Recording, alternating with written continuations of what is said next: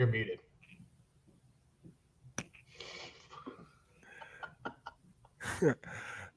Scene and cut. Now, welcome to another edition of the Bullheaded Podcast. I was actually on mute, so you guys probably couldn't hear me, but I am here with Zoo and Peepush. How you guys doing? Doing well, man. Spending Valentine's with the guys. Can't go wrong with it, man. So happy Valentine's Day to any of our lady listeners, man. Lady listeners. Yeah, the few that we have. Yeah. Oh man, I did feel the love yesterday, though, man. That Super Bowl, man, great game. Thank you, Chiefs, for making me some money. Shout out to Patty Mahomes, man. That's all I gotta say. He showed me love, man. I thought you were gonna shout out that Bulls Magic game last night. No, stop! I'm done with them, man. I'm breaking up with the Bulls, man. I'm taking a break from the Bulls, man. It's a toxic relationship, man. It's a toxic relationship. No. That definitely the definition of a toxic relationship. Yeah, and I feel like other people have that with their favorite teams. But yeah, shout out to all the few lady listeners that we do have on Valentine's Day. Hope you guys are ready to hear a lot of NBA trade talk and a lot of reaction on the Super Bowl. But we're gonna first start with the Super Bowl, and I would say personally that was one of the better Super Bowls, just in terms of a scoring matchup. The back and forth that. The of course drama at the end. It just feel people have been talking a lot about scripts, which I don't think that was in play right here. But it's funny just seeing how the game trended and how it ended. Just it's the theater of the NFL, and it's kind of sad to see that there won't be any more games for a decent while, anyways. But I wanted to ask their guys their reaction on the game, what they thought about it, and people, Sean, we'll start with you. Man, 7 months with no football, man. The most depressing time of the year. Sadly, it's in the minority of the calendar year.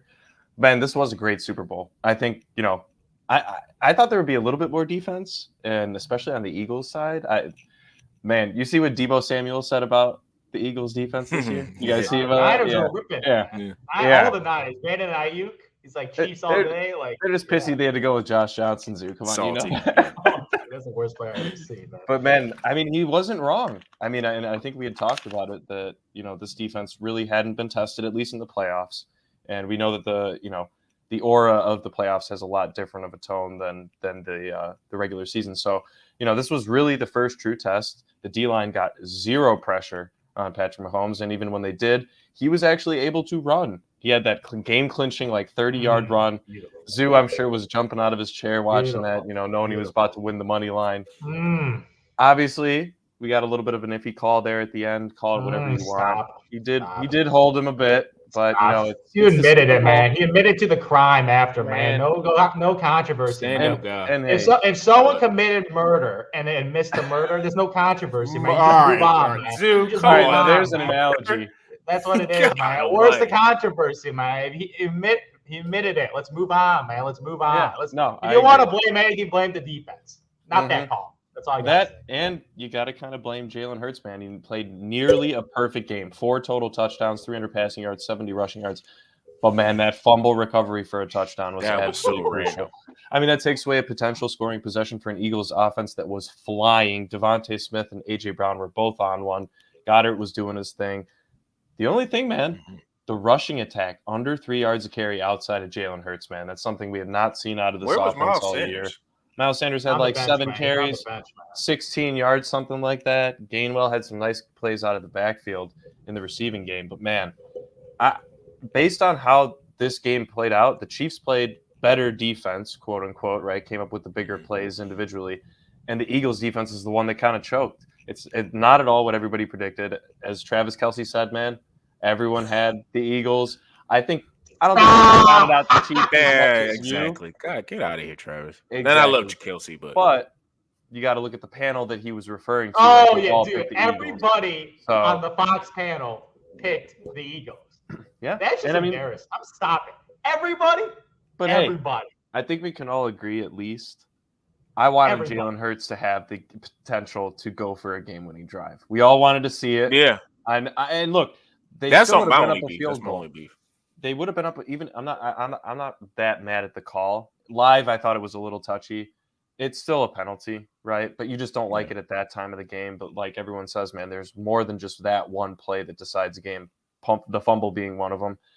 Butker's lucky that his doink didn't come back and haunt him. Because both teams had some iffy points. So Yeah, man.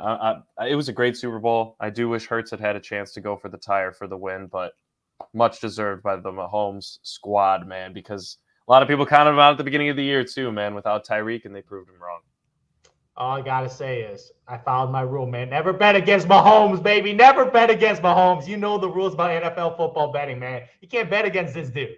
This dude in the second half played perfect football. He had one incompletion. That offensive line played like Hall of Fame linemen. Mahomes did not get touched by this. Yeah, that's what I'm saying, man. The Kansas City Chiefs general manager saw the issue against the Tampa Bay Buccaneers, and he shored up their offensive line. So that Super Bowl against that Tampa Bay Buccaneers team where Mahomes was running for his life would never happen again. They learned their lesson. They got to protect their asset, which is Patrick Mahomes. If you give Mahomes time to throw, I don't care who you're throwing to. Juju Smith-Schuster, Nico Harman, I don't care who you're going to throw it to. Like, the dude's going to get it done. If you give Mahomes time, it's over. Because his ability to even run on a bum ankle, man. Yeah, especially at half, like right before halftime, he got like a little hit on him. And he saw him like screaming in pain on the bench because like he tweaked a little. But that second half, he looked even better, man. Like dude played perfect football after re-aggravating that injury, man. A high ankle sprain, man. So like not only like Mahomes played godly football in the second half, I got to shout out Isaac Pacheco. This dude runs with brute force, man. Like he's a straight up like Marshawn Lynch, like he runs hard. He just runs really straight through people. This guy's like I think it was like 6th round or 7th round pick or something. Like this dude was a late pick, and this dude balled out. Like I took the job from CEH, and the guy had 15 carries for 76 yards and a touchdown, man. So shout out to Pacheco, man. But outside of Mahomes and Pacheco, man. Kadarius Toney. Oh. That's special. Like I don't know. They put in Kadarius Toney everywhere. This dude's a receiver. They put him on special teams, man. And that play, that return, that won them the game. Yep. That won them the game. That ability to avoid all the egos, turn a different direction, even getting touched. He got touched, man. It wasn't a clean sweep. Like he got touched. He made a move, ran to the right side, and pretty much got them like 10 yards away from the goal line. And he put Mahomes in the red zone. Barbecue chicken, man. Barbecue chicken with Andy Reid calling his play calls, man. Wide receivers running in and out, wide open touchdowns. Wide open. He did the same play twice. One on the right side, one on the left side. One to the rookie and one to Toney. So I'm like telling you, man, Patrick Mahomes, he got 2 Super Bowls now. 2 MVPs, man. He's the first ballot Hall of Famer, and his resume is a top 3 quarterback of all time already. Andy Reid, this guy is trying to go for one. He's going for the greatest coach of all time because this dude's unbelievable. This dude is unbelievable. Every stop he makes it to the Super Bowl, and he's never had an elite quarterback until having Mahomes. And what he's done with Mahomes, McNabb, just win. All he does is win, man. Andy Reid, all he does is win, man. All he does. That's before Zoo's time. Man, stop with McNabb, man. I don't think Zoo was born yet. He ain't no first ballot Hall of Fame quarterback, man. You need a legit quarterback to win. No, you're right. He was a dude, though. He was a dude. He was nasty. You need one of those dudes to win Super Bowls, unless you have a ridiculous defense, which Andy Reid is not more. He's an offensive guy. So I'm telling you right now, man, we watched a miracle. Yeah. We watched Patrick Mahomes beat. I still think, like outside of the quarterback position, even Jalen Hurts, man, he played like a god, man. Yeah. He played like a god. This dude at the 2-yard line, 1-yard line, unstoppable. Yep. Unstoppable. If it's 4th and 1, I got to shout the Eagles. The coaching, 4th down, go for it. We're playing against the Chiefs. Go aggressive all game. Yeah. They did not change identities from the regular season or the earlier playoffs.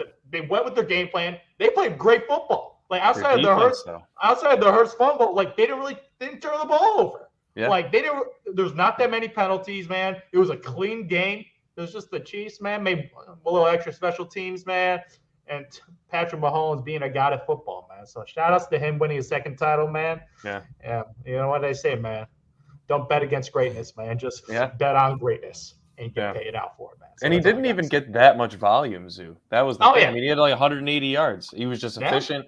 Got his 45 on the ground, which is definitely above his season average, if I were to guess, especially coming off the bum ankle. So, yeah, man. It was a great game. I thought it was the best Super Bowl I've watched since probably the Nick Foles one. Oh, the Nick Foles against Tom Brady. That one, and then obviously the Bucks, or not the Bucks, the Patriots Falcons comeback was also great. Those are probably the 3. Yeah, that was probably three best in the last 10 years or so, maybe. Yeah, I'm not a Super Bowl historian, but I was. That's how I ranked it. Like I almost prefer this one over the Patriots one just because more so just I mean that was probably more thrilling, but I think this game was more back and forth. Like I felt like it was more tell of two halves with the Patriots and Falcons. But that's true. You guys hit it on the head with just how Mahomes and him just being the quarterback he is. I do think we shouted him out, or you guys shouted him out a little bit earlier, but the offensive line for the Chiefs, I think, heard all the chatter. I think they did. I think they personally got offended. And you got to also think of one thing I kind of took from this, looking back on it. Like, this is a one-game scenario, the Super Bowl. So, we could talk about, like, what is your trends? What have you done before? Things of that nature. But these are all separate games in the playoffs. And when you're getting to the level of the Super Bowl, more times than not, you're going to get some people may clam up and not perform well, but most of these guys are professionals for a reason. So they're going to play to their highest ability. So they're going to do everything and be locked in. Like to Zoo's point, they want a lot of penalties because these guys are locked in. They're trying to win the Super Bowl. You don't get this opportunity all the time. You're not just going to be back, right? So, I think the Chiefs kind of looked in meetings and was like, yeah, I know they're third on the all-time sacks list, but we're going to take this personal. We're going to shut down a lot of these guys. Now, Hassan Reddick was getting some havoc, but he wasn't getting to Mahomes, and that was the point. Mm-hmm. Mahomes was still mobile enough to, like, make moves and make throws. And that kind of was something that I just didn't expect because even though Mahomes had, like, 2 weeks of having, his, like, ankle being healed, I just still think from a high ankles perspective, you're just thinking, like, he's not going to be able to make that 30-yard run that he made late in the game. Like, nobody expected that, especially put on top of the fact that he sprained it earlier at first. So just seeing he re-aggravated it. Yeah, it's just like just seeing that is like it shows you just the type of grit and will that Patrick Mahomes has. He's worth every penny. But for me, I kind of, for me, I was kind of in a win-win situation. Like, everybody was on a Joe Burrow train, and I was like, relax, it's Pat, like, relax. And he showed it in the Super Bowl. But I came across for that game being so impressed with Jalen Hurts outside of that fumble. Like, we got to start having some real conversations about how good Jalen Hurts is. Mm-hmm. He's better than a lot of everybody's favorite quarterbacks.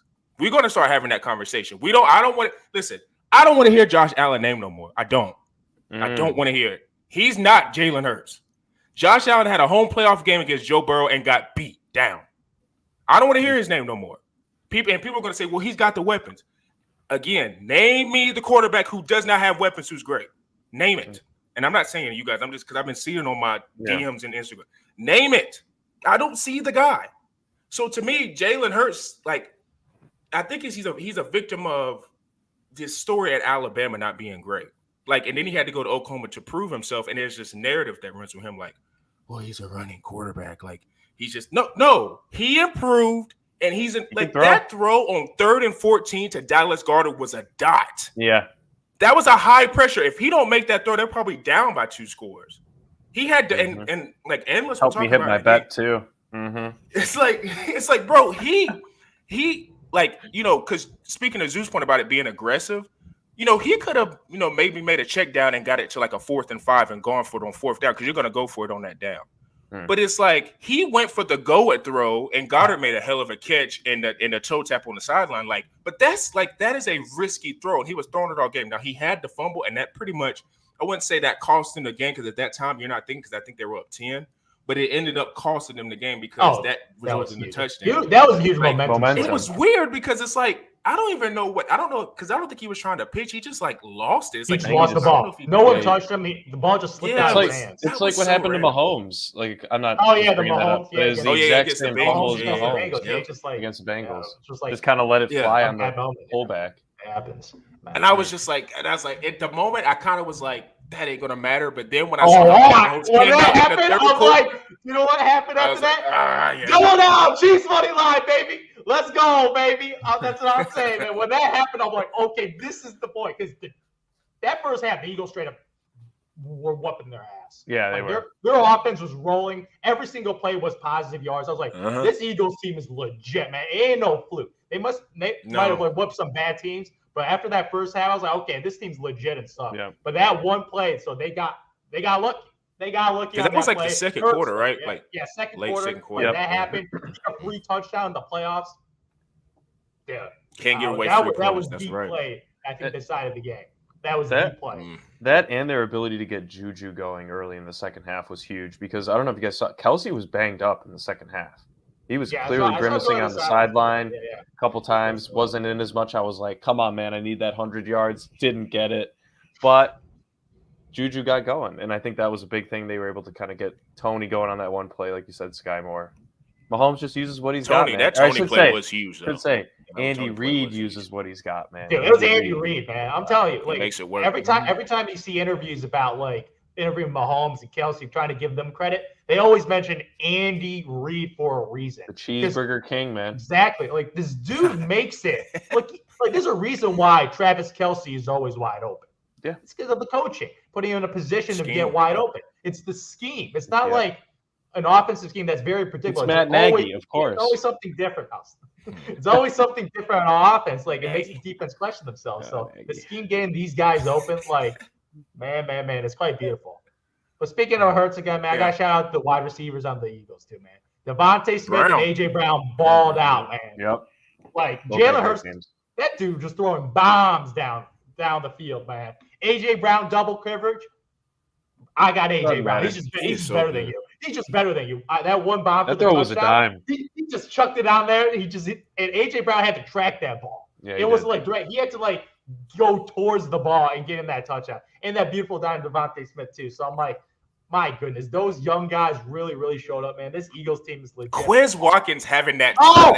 That was a tough one. Watkins of that, because that was a beauty, man. Yeah, that was a beauty. But you know what the rules? You got Goddard, you got A.J. Brown, you got Devonta Smith. Your fourth guy's going to be a scrub. So it happens, man. Ladies, like, it's the law of averages. It's a cute story, man. Like, you got studs, man, that catches footballs. You got duds that drops footballs, man. So it happens on the team, man. But I remember I really like Quez Watkins, but yeah. Yeah, Sean, you were a big Quez Watkins guy, if I remember correctly. Last year on fantasy, like I loved, like I was like, I thought he was going to be, and then A.J. Brown came, but I thought he was going to have a way bigger role this year before we knew the A.J. Brown trade. But no, to me, I you know, watching that Super Bowl and watching both of those quarterbacks go back and forth, it just, I hope the world was able to see like when you have certain types of quarterbacks, just like you have the story of, even though Mahomes is God mode right now, but even when Mahomes came into the draft, like nobody in the draft thought Mahomes was going to be doing this. But wait a minute, I got to shout out someone, man. Michael Vick, man, he was hyping up Mahomes. I still remember that. He really opened my eyes when Michael Vick was describing this dude. So I got to shout out Michael Vick. Shout out Michael Vick. I did not know that. I did not know. I remember he saw it because obviously him and Andy Reid has a relationship, and he used to do like commentary for Fox. He was like watching him in practice, and he was like, "This dude's unbelievable. Can make every throw." So I was like, "Oh, okay." And second year, I was like, "Okay, I'm all in." But shout out to Michael Vick for calling out Mahomes being good before everyone knew. So shout out to him. And I guess you could give the Eagles staff, because I don't know if Hurts was on the early second round, because he got picked. It's not like Hurts was a third or fourth round. The Eagles, and you got to also give Eagles credit because they took him having Carson Wentz. I remember that. That kind of maybe told you what they saw in Jalen Hurts. So to that staff, but I just think, you know, with those two quarterbacks, you just see the progression. We know Mahomes has become God mode, but I came out that game thinking we need to have a better respect for Jalen Hurts. I don't want to hear he's a running quarterback. Philadelphia needs to pay him, and you need to understand the leader. Guaranteed, man. Guaranteed, man. I want to get as much guaranteed money as possible. Because like you said, that is the biggest thing, I think. Yeah, his leadership ability. Like you got the coach Sirianni, man. Like he had to calm his coach down. Like he's more mature. I saw that. Yeah, I saw that. He's like, chill. Like he's your quarterback. Your less than 25-year-old quarterback is more mature than the head coach. Just think about that. Wild. Just think about that. That's wild. Sirianni's kind of got a lot of that, like, and I don't want to make any stereotypes, but he's got a lot of that frat kind of like you know, that type of attitude. And I actually, like, personally, I actually like Sirianni, just more so like his mannerisms on the sideline, or he's just funny to watch because he just seems like a stick it to you type of coach. But yeah, I did see that. Like, it was when they were reviewing the play and Hurts like kind of put his hand down. I thought that was hilarious because it's just like kind of stay in the moment. Don't get too hyped. Because, the Eagles were rolling at that point. Like, I think Sirianni was thinking this was about to be a blowout. So he was just already kind of like hype and was like, yeah, I'm going to start talking my what right now. But salute to the Super Bowl, man. The NFL delivers every time. It was cool out in Phoenix. Oh, one other beef I had was the freaking field, bro. Like, how do you have the Super Bowl in the field? Slipping and sliding, man. Slipping everywhere. Come on, bro. Man. You spend all that money and you have and somebody was saying, I didn't know this, but I think when Cam Newton played Auburn, when they had the national championship there, they said the field was in the same condition, like it was really bad, which I don't remember much of that game. We don't want those running quarterbacks really winning, man. There's the script. Listen, let me tell you, man, I'm not. That is the league now. If you can have a guy who's the drop back, whatever, that is done. That is officially dead. If you have a quarterback that cannot move, you're done in this league. I don't care how accurate he is. You've got to have a quarterback with a baseline. And people will be like, well, look at Joe Burrow. Joe Burrow is athletic as hell. He can run. He's also a good runner, man. He can really scramble too. Yeah, so you got to have a guy with a baseline of athleticism. That's why and we're going to be talking about this later, like on in the road when we start talking about NFL and draft.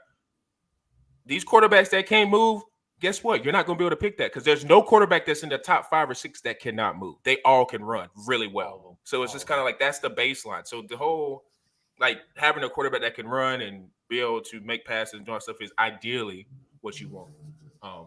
So salute to the NFL. I was talking crap earlier in the week. I was talking crap earlier in the week, not season, but earlier in the week saying the NBA dominated. Well, the Sunday made up for it. The Sunday made up for it. NBA domination. They made up for it. Absolutely. So kudos to them. Kudos from the NFL always knows what they're doing. But speaking of the NBA, we have this, we were talking about this pre-pod, like we should start moving the deadline or our pod to the actual deadline, day of the deadline, because there was just so much information that came out after our pod. And most of you guys know Kevin Durant got traded to the Suns, and that happened, around 1 o'clock. So a lot of us missed that. To be exact. To be exact. So that, along with a slew of other moves, happened in the NBA. So I wanted to give the guys a chance to react to what they thought was one of the more pivotal moves for teams, or some of the trades that didn't make sense. And Zoo, I'm gonna start with you. Man, gotta start with the KD, man, because we saw the precursor, man. I still remember when Kyrie Irving got traded. I'm like, okay, that is the first domino. KD's not gonna want to be there, and we find out he secretly requested a trade with Brooklyn Nets, saying, I want to be on the Suns. We're going to keep it low-key, not let any other teams do, and just negotiate with the Suns and try to get a deal done. So that's pretty much what happened. Like, my goodness, man. Kevin Durant got his way again, man. He wanted to go to his number 1 team that was leaked during the summertime, Phoenix Suns, but that was a DeAndre Ayton package. They didn't really want to include Mikal Bridges. They wanted to do like a DeAndre Ayton, Cam Johnson package with a bunch of picks for KD. But then they're like, nah. We need Mikal Bridges at least back there as that, I guess, that blue chip piece. One nice young player back, and then the infinite draft picks and Cam Johnson. So, my goodness, that trade. When I saw that trade, man, it was like 1 a.m. I was on Twitter all day scrolling. I was waiting for some Bulls news. That's why I was out late on Twitter, man. I was waiting for some Bulls news, man. Scrolling down that Twitter feed, I'm like, but then I see Kate. Man, I still had a little hope, man. KD to the Chicago Bulls. Had to change the profile picture, man. Had to scrap that, man. It's over now. Yeah, he's a Phoenix Suns now. I got to move on to my next dream now because that dream has crashed. Wembanyama. Yes, Victor Wembanyama in the Bulls uniform. That will be my next profile picture, man. That's my next dream now. But KD to the Suns, man. KD to the Suns. Yeah. With Devin Booker. My goodness, what a combination. You got 2 of the most skilled basketball players in the world on the same roster. Oof. Like, they played it with each other on the Olympics, so they obviously have a relationship. You got the point guard, even though the point guard got a little old now, man. This dude, 38 years old, man. He's averaging career low in points. Like, he averaging like 13 points. So he's getting close to that role player level. So I cannot say it's a super team. Because if Chris Paul is in a prime, that's a super team, man. You got KD, obviously, I think he's a top 3 player, man. Devin Booker, I think, is a top 10 player. And then CP3 in his prime would have been up there too. But it's not a super team. But you got another dynamic duo, man. I'm telling you, these NBA dynamic duos, man, I'm loving having an all-star pair with another all-star. You need one buddy. I don't want no solo acts, man. I want Batman and Robin, man. I don't want no Superman trying to carry a franchise, man. That does not work in this NBA. That does not work in the NBA. So having a guy you could definitely rely on in the playoffs KD, man, you got D-Book. West is wide open. Get it done. Get it. You got your way again. Highest of expectations. You try to build your own franchise in Brooklyn. I'm the face of the franchise. I'm building my own super team. Obviously, that was an epic collapse. Losing Harden, losing Kyrie, and now losing KD. They're down to nothing now. So, boom. Ben Simmons. Yeah. Oh, Jesus Christ. My goodness. He's the linchpin now in Brooklyn. Oh, Jesus. Dude. Him and Nick Claxton, dude. Oh, yeah. Jeez. Nick Claxton better than Ben Simmons now. Nick Claxton is better than Ben. Cam Thomas. Ben Simmons, I don't know what the hell happened to that dude. That dude is straight up trash, man. My goodness, Ben Simmons trash. But, man, the West is wide open. Get it done with Devin Booker. You have DeAndre Ayton at the center. Shout out to the Suns for not having to trade DeAndre Ayton. So he's still got I would say he's a top 5 center in the NBA. Got D-Book, CP3, man, KD. Jesus Christ, have mercy, man. This team is locked and loaded to win a championship this year. Yeah, this year. Jaws regretting that text, man.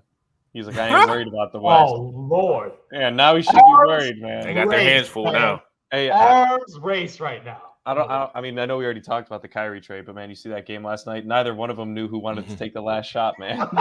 They got some kinks to work out. That'll right now, man. They both don't want to look selfish, man. They both. Yeah, I think that's a good thing. You know, that shows that they're trying to work together, but the chemistry will be there at some point. I'm sure they'll come up with good situational basketball down there in Dallas. But yeah, man. I mean, Phoenix. I think you hit the nail on the head, Zoo. Wide open West.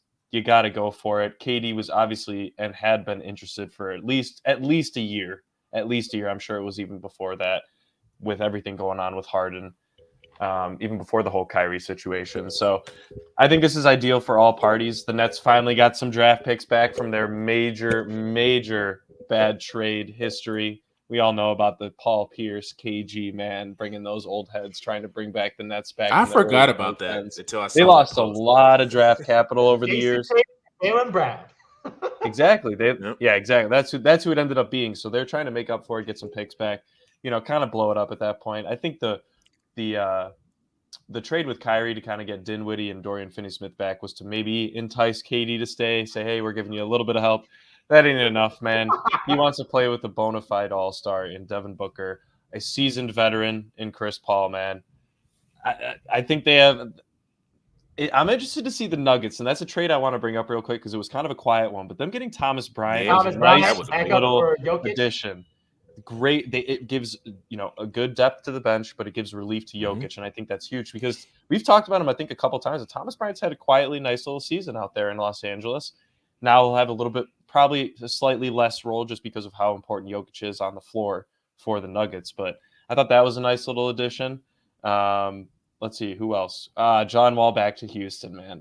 And then he gets cut. Zeus, sorry, man. Rest in peace. Eric Gordon. John Wall, welcome to the Bulls, man. I am open for point guard. We got point guard tryouts. I thought you wanted Westbrook. Yeah, exactly. Westbrook, that was the other one. It's called backup plan. Westbrook, if he says no, John Wall. Okay, so the Westbrook trade, I mean, we got Eric Gordon got sent back to the Clippers. I actually kind of like that addition. Just even more three-point shooting for the Los Angeles Clippers team, man. Jesus Christ. But, man, the Lakers kind of getting a little bit of a steal, in my opinion, and just getting Russell Westbrook off the books, man. They only had to trade one of their picks. And only one protected, which that was the most shocking part. And the Wolves are just top four. It's huge. Man. That is huge. I don't know. He pulled it off Danny Ainge?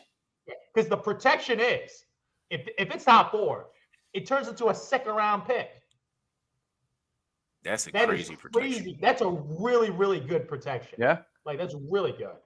And, I mean, I think it's a bit of a – I mean, we knew the Jazz were going to be sellers, right? I think that was an obvious part of this deadline. But I don't know. I like, D'Lo back in L.A. I feel like he will like that a lot more than he would Minneapolis. I feel like he's a warm-weather thriver, that's for sure. And then Malik Beasley, Sean, I know you're a big fan of Malik. He can rain, man. He's a shooter. And if there's anything that we've learned over the years of watching LeBron, man, if you can give him shooters around for him to drive and kick out to, they'll win some games, man. So I don't know. Not that they're gunning for anything. I don't think this changes everything drastically in the West. But for this team, it probably punches them at least. I feel like that's like a future seed. And that's also a little bit of future play.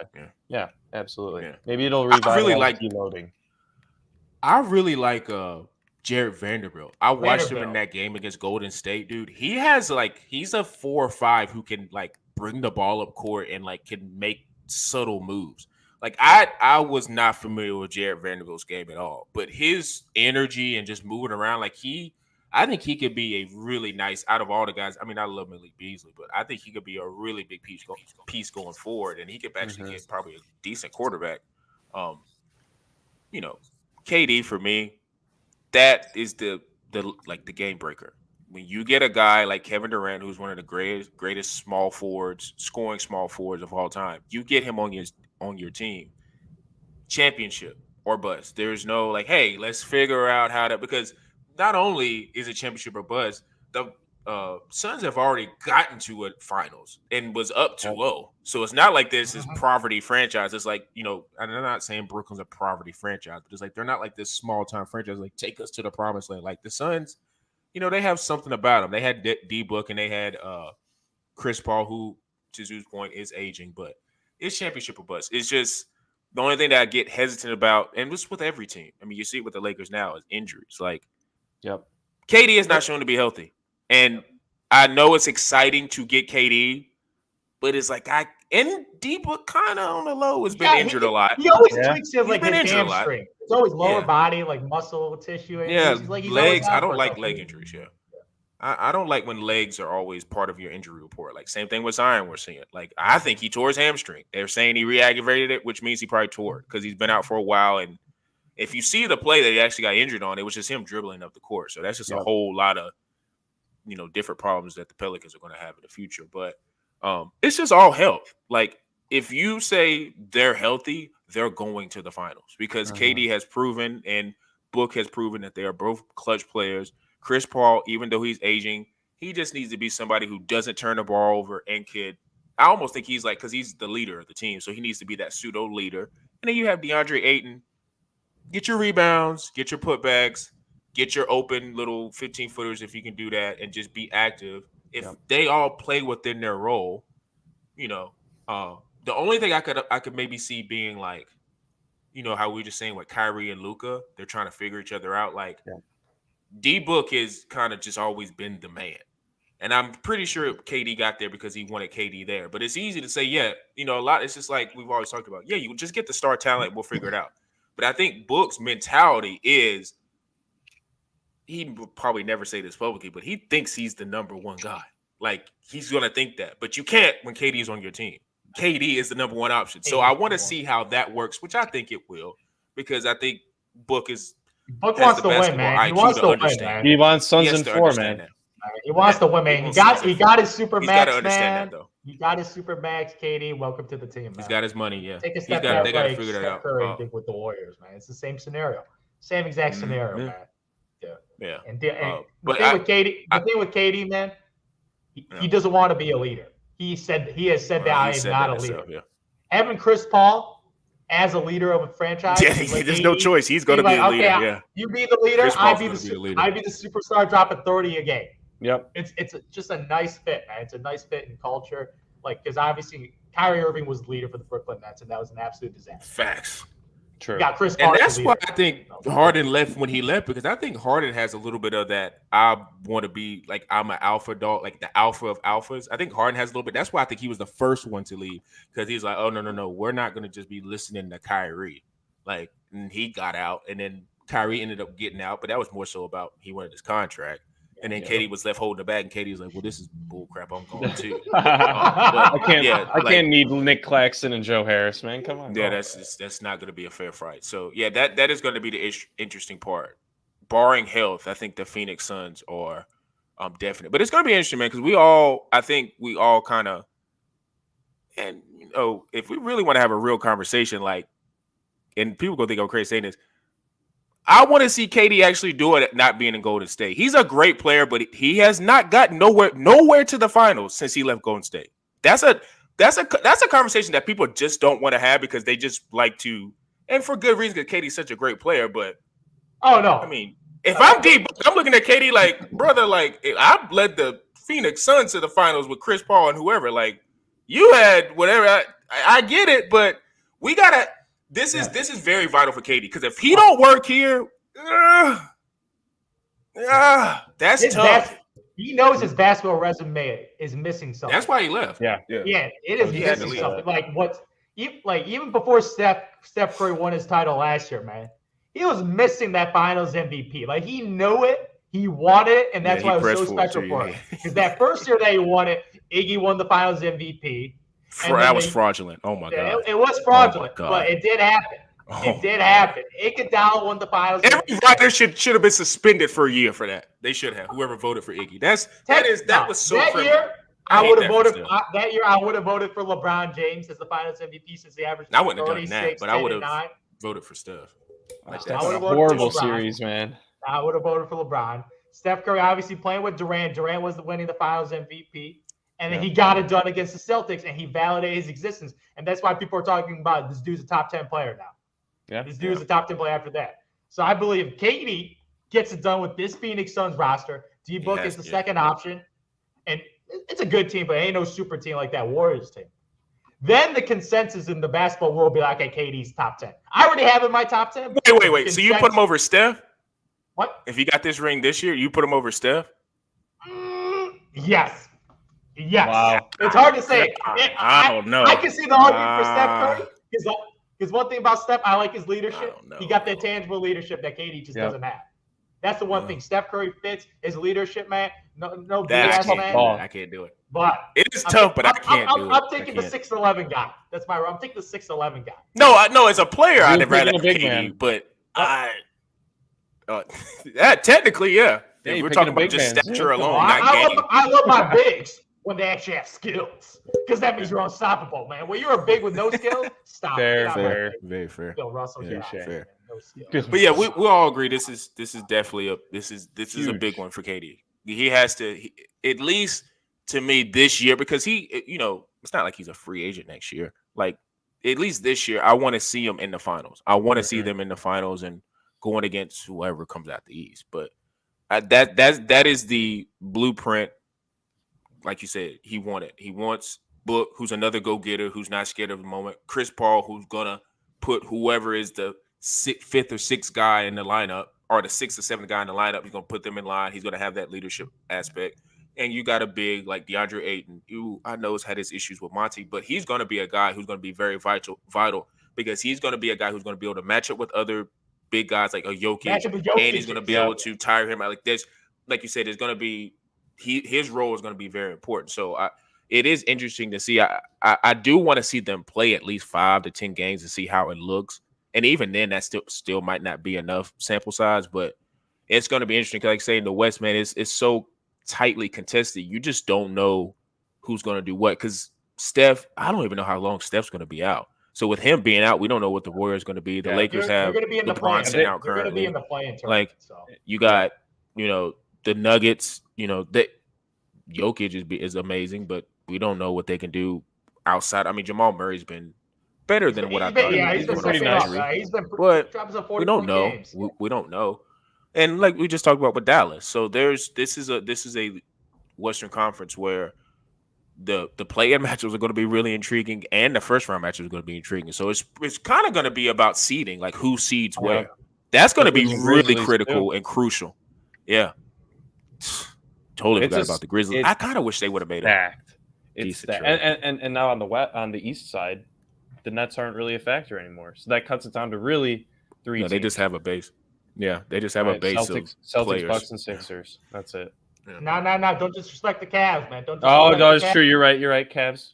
I don't know. Experience looked like they didn't get that big acquisition. They're one of the other teams that didn't make a significant move in the trade deadline. Yeah. That wing scored. What do you mean? They got Danny Green.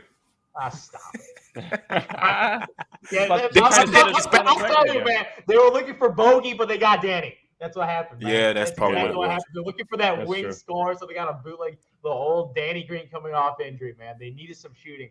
But, man, oh, man, don't count out the Cavs because Donovan Mitchell, man. He dropped 71 on the Bulls.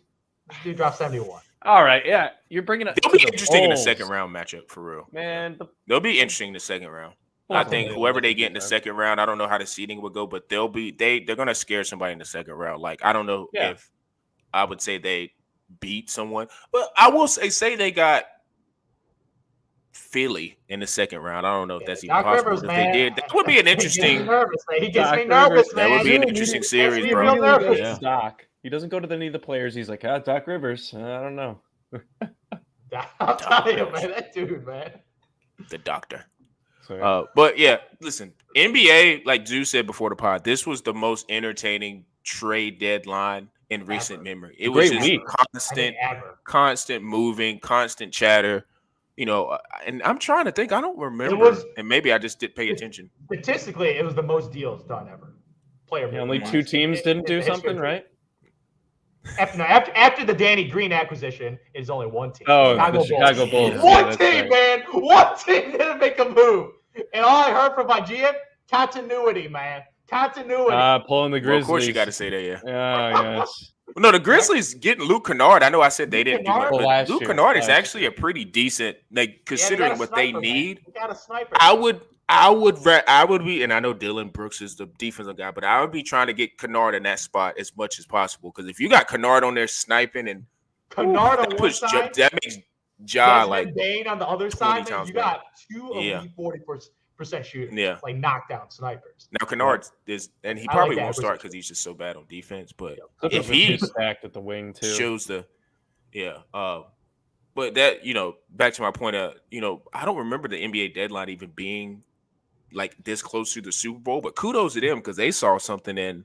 But that whole week, I don't care what anybody says, that whole week was dominated by the NBA. So I'm interested, the things behind the scenes with the jostling of airtime and space and calendar with the NBA and NFL. I just like how they both are like, okay, you're going to put your game here. We're going to put this trade deadline here. You're going to do this. You're going to do that. I like how both leagues are like, we're trying to get as much calendar space. It was a nice compliment. That week, NBA weekday and then weekends, NFL. It was great, man. It was awesome. Perfect week. It was awesome. It really was. Content-wise. So, speaking of content, if you're trying to find where it comes to NBA coverage, NFL coverage, Masters is coming up in April. So there's going to be a lot of content with that. So, make sure you guys are locked in the bullheaded_pod. We have any and every type of sport. Spotify, Apple, Google Podcasts is where you can listen to the audio version. YouTube, like you said, this goes up.